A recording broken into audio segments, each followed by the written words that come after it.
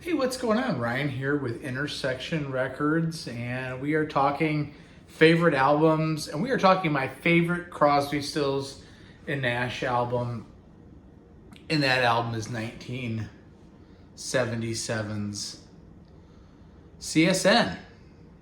And I think there's a couple different album covers. This one happens to have Stills looking straight ahead. And I've seen over the years other ones where he's looking. I think it's commonly known that there's two different covers. And of course, this great picture of them harmonizing. You know, of course, their harmonies are just intoxicating.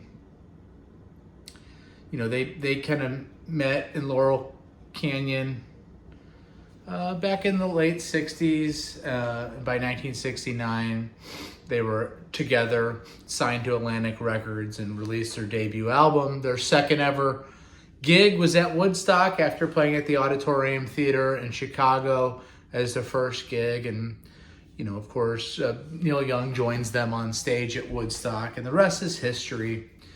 They famously recorded their debut in 69. Deja Vu comes out in 70, which includes Neil Young, at which point, really, they don't have another proper record together until this record in 77. What happens in between 1970 and 1977? Well, you know, Crosby and Nash form a band together that actually on some tours features Don Felder on guitar. They do 3 duo albums together. Crosby does a solo album. He does a reunion album with the Byrds. Graham Nash does a couple solo albums. Stephen Stills does 4 solo albums and does a band called Manassas with Chris Hillman, you know, famously from the Flying Burrito Brothers and the Byrds, which is fantastic, by the way. If you don't know Manassas, check out that album from 1972. And he also does a Stills and Young Band album, Long May You Run, which is a great album as well. This is my favorite, not as famous as the debut Crosby, Stills and Nash or Deja Vu, but let's take a look at this record. This ends up selling 4 million copies. It has hit single, Just a Song Before I Go. And really the rest of it's got some deep tracks, but it's the last album that they would ever do where they are the primary writers. They write every single bit of this album. The lead track on the album, Shadow Captain, does have a contribution from Craig Dorj, along with David Crosby writing. Shadow Captain is just a fantastic song to open the record up. And this album has some jazz elements. It has some strings on it as well. It's a very polished record. It really shows the depth of their songwriting and that they really are master songwriters.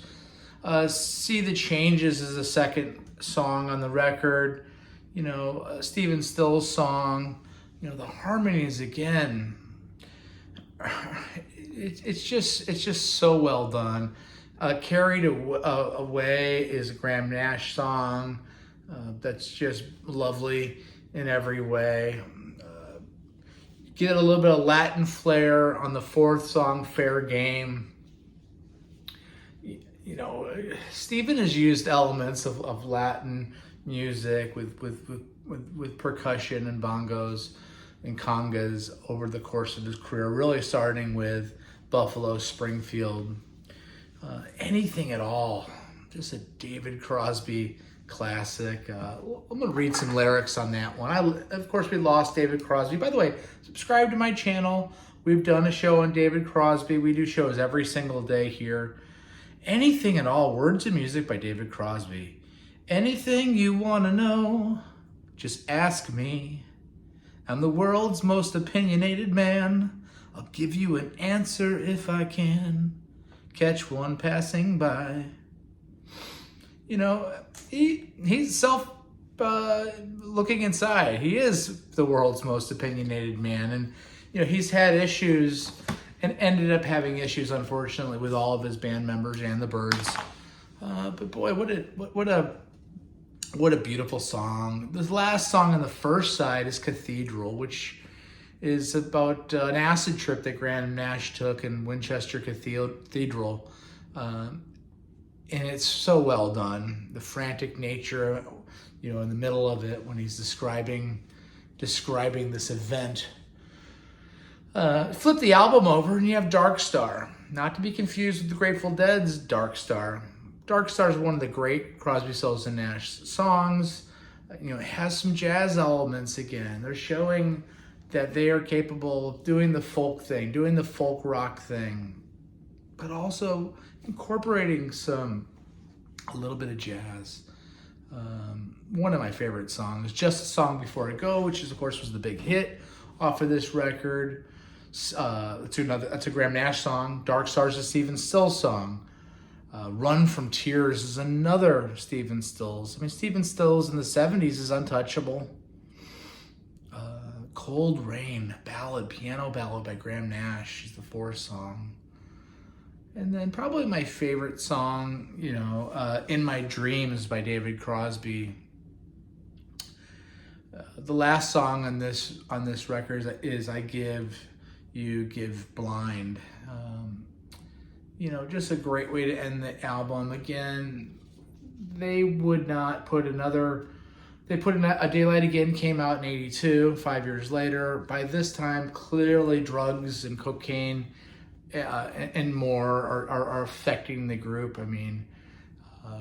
Besides the song Delta off of that record in 82, Daylight Again. Crosby doesn't make any contributions on that record. Stephen Stills writes Southern Cross. They wait another 6 years to put out American Dream, which is a reunion with Neil Young, and then another album in 90. But really, this marks, in my opinion, the pinnacle of this group.